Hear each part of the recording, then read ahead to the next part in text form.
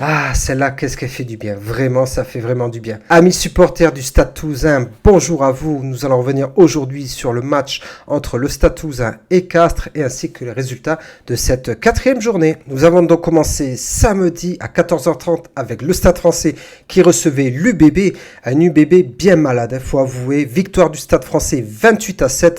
Sans le bonus offensif, vraiment, les Bordelais, on ne le reconnaît pas tellement. Ils ont vraiment du mal à se trouver en début de saison. C'est très très compliqué. L'absence de Lucu et certains cadres est assez quand même préjudiciable, faut l'avouer. C'est quand même assez étonnant de voir Bordeaux ne même pas ramener un bonus défensif. Donc victoire du Stade Français à domicile 28-7. Victoire du Racing 43-31 contre Clermont. Je pense que le Racing quand même fait un très bon début de saison malgré tout. Je m'étais un petit peu enflammé en disant que je les sentais pas tellement, mais mine de rien, ils produisent pas mal de jeux, ça a l'air quand même costaud. Malheureusement, la SM s'est réveillée un peu tard, n'a pas pu ramener un bonus défensif. Mais quand même, gros score quand même au Racing, faut quand même l'avouer. C'est pas en général une équipe très très offensive. J'ai pas trop souvenir ces derniers temps qu'elle faisait vibrer par son jeu. Mais voilà, belle victoire contre le Clermont 43-31. La section paloise qui prend le bonus offensif contre le Loup, une des grosses équipes de ce début de saison. 40-15, là aussi c'est la grosse valise quand même, vraiment. Alors je sais pas si Lyon avait fait tourner, mais c'est assez, ça veut pas dire grand chose comme quoi le début de saison. Pourtant Lyon était bien parti, mais voilà, la section paloise les a fait un petit peu redescendre, on va dire. Donc, belle victoire de la section. D'ailleurs, ils sont second au classement derrière le Stade Toulousain.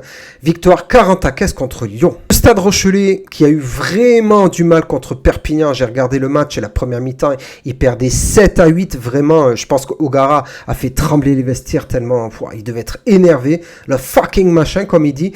Victoire des Rochelais 31-8 avec le bonus offensif. Vraiment, je pense que les joueurs rochelais ne sont pas tellement enthousiasmés par le rendu de leur copie. Mais ils ont quand même réussi malgré tout à enchaîner en seconde mi-temps et à ramener le bonus offensif. Donc victoire du Stade Rochelais 31-8 face à une équipe de Perpignan qui enchaîne avec une quatrième défaite d'affilée. Montauban malheureusement qui est passé très près de l'exploit contre Montpellier, mené 22-17 et malheureusement ils prennent un essai juste à la fin. C'est vraiment dommage pour cette équipe. Franchement, voilà, je pense que Montauban va faire l'ascenseur cette année parce que bon, ils n'ont pas l'effectif pour, mais ils ont quand même de belles valeurs. Moi, je les ai vus jouer l'année dernière en Pro D2, surtout dans les phases finales. Mais 22-22, c'est dommage. Franchement, ils sont pas passés loin d'une belle victoire. C'est vraiment dommage.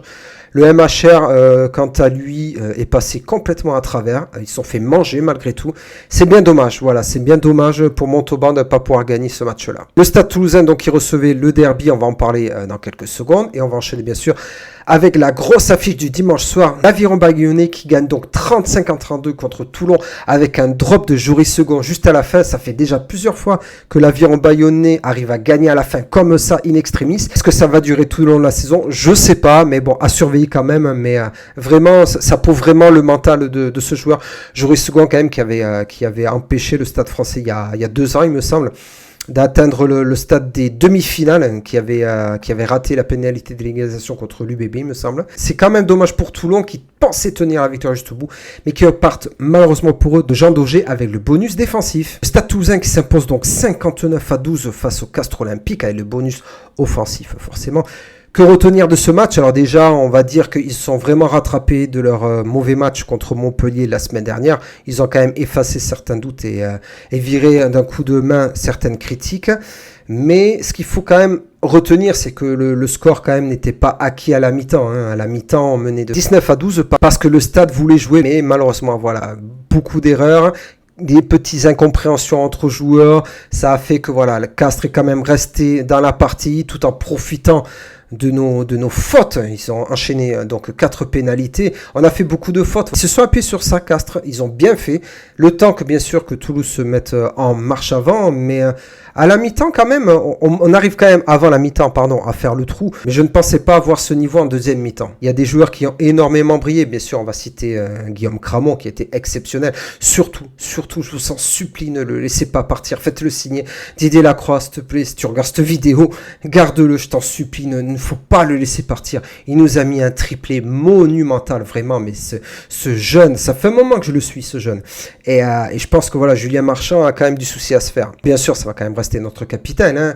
Mais voilà, je pense que Hugo Mola, dans son choix de composition, avait déjà un choix assez fort en mettant certains cadres sur le banc par rapport au non-match de Montpellier. Mais là, vraiment, Guillaume Cramon, il a marqué des points énormes. Bien sûr, Kevin Gourgue au centre, ça continue à faire des étincelles. Et bien sûr, tous les jeunes, même le petit Lacombe à la fin, qui fait une percée dans l'axe et qui passe à Saito pour transmettre à Lebel, d'ailleurs, qui va signer un doublé. Ça a été vraiment un feu d'artifice cette seconde mi-temps. Tout n'était pas parfait, certes, mais franchement, pour un derby, ça fait vraiment plaisir.